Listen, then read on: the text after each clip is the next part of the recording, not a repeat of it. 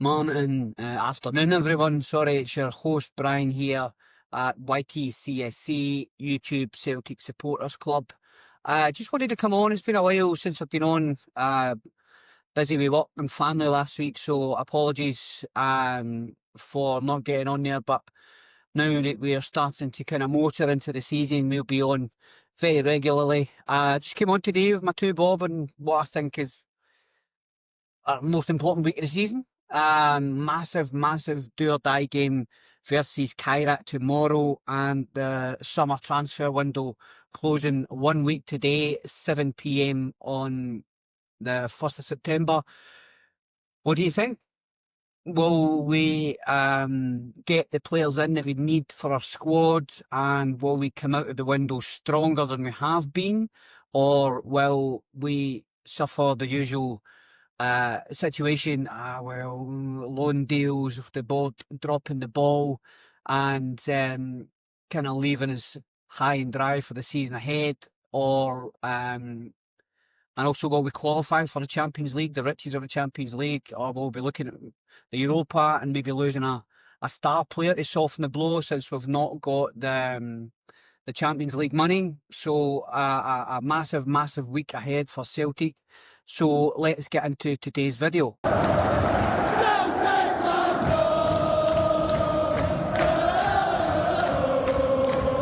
So yeah, as always, thank you to every one of our subscribers for helping us get there. Yous are there and yous are always there. Thank you so much. So please, guys, regular watchers and subscribers, make sure you get your comments in, make sure you like the video, and if you can, share it out far and wide to help us grow. We are chasing down the 1,000 subscriber milestone. I think we're about 985, 984. Anyway, we'll get there when we get there. So thanks to everyone who's already subscribed, and get us like, share and subscribe and help us get the channel up to at least 1,000 subscribers. So yeah, so just quickly kind of looking back at the weekend and what I thought about the Livingston game. Well,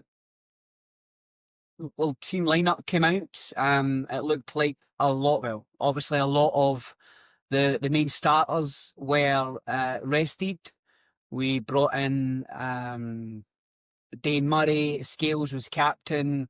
We had Ralston, we had Inamura, who, from being told, or Brendan saying that his defensive levels weren't there, and he would need to go out and learn the game, and then getting a start against probably the biggest, ugliest playing team in the SPL didn't really make sense to me. But I'm no Brendan Rodgers, and I don't get paid the big bucks to manage Celtic Football Club. I thought Inamura looked decent in possession. I like his eye for a forward pass. He obviously needs to bulk up a wee bit. He's going to be found wanting in the physicality of Scottish football. But it was good to see him involved, and I like his forward passing. It was good to see him involved in the build up to Johnny Kenny's goal, and hopefully that helps him with his confidence, and helps him in around the squad, and helps him with help Brendan's opinion of him. Mentioned Johnny Kenny there. He came on in the second half. He looked sharp. I'm glad for him. Good to see. Dane Murray getting another decent game too, which will be good for his development, and very good for Scales to get his first game as captain. Star of the show, man of the match, was Benjamin Negrin. He shone, two well taken goals. That second goal could have blasted the roof right off the net. I thought he's got to get better and better for his bit. Just my opinion again. He is never a winger in a million years, but needs must. He's very dynamic, picks a pass. I think he'll be a good player for us. I think he likes, he looks, I mean, wouldn't say arrogant, but his self-confidence, you could tell with celebration, etc., which is good. You want players feeling good, playing good, and I think he'll be, I know it's early doors, but a shout for player of the year or whatever. I think he'll do really well if he stays out of injuries and keeps developing. Got Yamada starting the game. He looked sharp too, and he was unlucky with his goal. It was offside. It was justifiably offside. And then the other chance we get put through, and he kind of smashed the ball and he never made his contact there. I think that was maybe just him trying too hard. You can tell he's wanting that goal. He's wanting to kind of get that monkey off his back. And I think will. I think he'll do well, man. I think he'll work hard for us. His movement's great once he gets to know the midfielders and the wingers and stuff. I think he'll do well. And I know he's probably not at the level of striker that we want at the club at the moment, but our previous Japanese striker done pretty well. So hopefully Shin can do half of what Kyogo done. Just my two bob on the rest of the team. I thought Ralston, he's going to get do well, more confident. It's good to see Colby Donovan coming on, getting his competitive debut, which is nice. I think that'll be good for him. So I think Brendan wants Donovan to look at to be kind of Ralston's understudy while Alistair Johnson's out injured. I think that'll be good for him. You know, I'm a fan of young guys coming through. Dane Murray, Colby Donovan, young Ricardo at the end of last season, although doesn't look as if he's any closer to kind of breaking in this year. I hope I'm wrong, but yeah, it was good to see young boys coming on, and 3 games, couple of games that we've maybe not been at our best. 3 points, 3 games, 3 wins, 9 points. You know, that's all we were asked for. Tierney would have welcomed the rest with Yamada coming in, as it looks like we're still managing with his workload. Kind of looks like 65, 70 minutes is when he gets taken off, or is that his limit? You know what I mean? He kind of works until 65, 70 minutes, then it needs to get changed. So what do you think about that one? You know what I mean? And as Tierney, he's looking stronger, he's looking better with each game, but where are you on his fitness? What do you think his fitness is? Do you think he can last a full 90 minutes up and down? Or has had too many injuries or whatever now, and that's his kind of level? Let us know what you think. So yeah, three games in, 3 wins, maximum points now, 2 points clear of Hearts to get pegged back with Motherwell. That was a great game. Good to see Motherwell doing well. And also great for Scottish football that other teams are in the top 6 now with our great rivals toiling under the tactical masterclass of Russell Martin. Kind of bottom 6 at the moment. Great, love to see it. So yeah, that's my two bob on Saturday's performance. Now I know Mark covered it in plenty of detail this morning, but it looks like we're finally going to bring in Michelin Balchois. At the weekend or before that, I think it was maybe Thursday, Friday, a delegation was reported to have been sent out to seal the deal. I saw an image of him saying bye-bye to the Royal Antwerp fans, and it's reported that we've agreed a £4.5 million deal.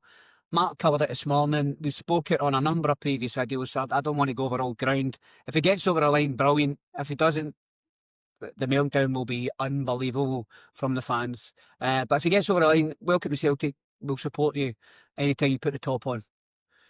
So yeah, moving on to tomorrow, Tuesday, 5:45 p.m. Celtic Park time.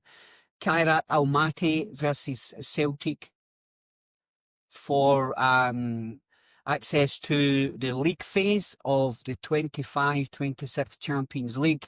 Our biggest game of the season, without a doubt. Just my opinion, as always, but if we play as timid or as kind of lethargic as we did last week, then I don't think we'll go through. I'm comfortable myself with the fact that we played so poor and we can all get better. Hopefully we do play better, because I don't think we've done enough. Kairat looked as if they'd sussed us out. pressurise the wings, bring us inside. We had, apart from the James Forrest touch shot at the post and the Maida kind of one-on-one team effort. I think that was our only two shots in goal the whole game. We need to be better than that. We need to be better than that, because as our strategy and our policy is, you qualify for the Champions League. That is the ultimate goal for our European participation, for the club's finances. If we don't qualify, then you will see rumours of Dyson Maida, because he's our asset. He'll get punted. Just my opinion. As always, let us know what you think. If we don't get through, we will lose a player, somebody that we can't afford to lose. So yeah, so hopefully that doesn't happen. I'll be watching tomorrow, probably behind the couch through my fingers, but hopefully we do it. If we do it, then it just gives us a better kind of perspective of a season ahead. There's less drama moaning about it, less off the field rumours and moans and groans about Brendan and stuff. So hopefully we get the job done. I remember we played Rosenborg one time, we drew it on each time, we beat them away from home. So it has been done, but I don't think it was under Brendan we done that. So yeah, fingers, toes crossed. So yeah, as I briefly mentioned there, the transfer window closes at 7 p.m. Monday, 1st of September 2025 in Scotland. It looks like we've got Bullet Wisha over the line, but just in my opinion, we need another winger and a decent striker, and maybe a right back as well to cover Anthony Johnson, Ralston, whatever. But obviously with young Donovan coming on, hopefully he's the backup.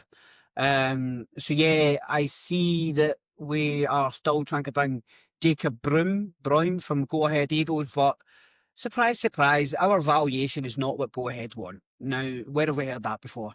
I wish we could just go and pay the money, man. Honestly, just pay the money, take and then just move on. Or us back and forward, back and forward, back and forward. Players think they're cheap, clubs think they're cheap, other targets go elsewhere. It's a false economy. Just my opinion, honestly. Another report with a similar tone is that we were looking at another winger, another Dutch winger, Calvin Stengs from Feyenoord. Reports earlier on in the window that we were looking at him, and we had made initial contact, but further reports now say that it was not even made a bid. And it looks like he's going to go to the Premier League. I think Leicester are sniffing after him. So yeah, similar story. Interested. We'll put a bid in 5 million short about the club and go back and forward and end up no getting the player. Total waste of time, pointless strategy. Don't even know why we do it, honestly. And in terms of the up front position, not seeing any other news on a striker apart from Jamie Vardy, which is hella worrying in my opinion, which no doubt will mean that Vardy will turn up Sunday night, 11 o'clock. Transfer, deadline, Jim White kind of type deal. So Jamie Vardy, phenomenal striker in the Premier League, phenomenal for Leicester. Can't really say it about him, but no for me. Not at the age, etc. Probably will score goals in Scotland, but that's not what we want. We want long-term sustainable signings that we can sell on and make money on. So yeah, so it should be a busy week in the world of Celtic. Champions League qualifier, transfer window ins and outs, and also the small matter of the first Glasgow derby over at Ibrox. Is it 12 or half 12 on Sunday? I think that will take care of itself, but from what's been happening in the blue side of Glasgow, I think they are having an absolute nightmare with their manager. Such a shame. But anyway, so thank you very much for your time, as always. Great to be back on with you all. And as always, like, share and subscribe as we chase down 1,000 subscribers. All the best to everyone out there. Hail, hail, and we'll see you on the next one.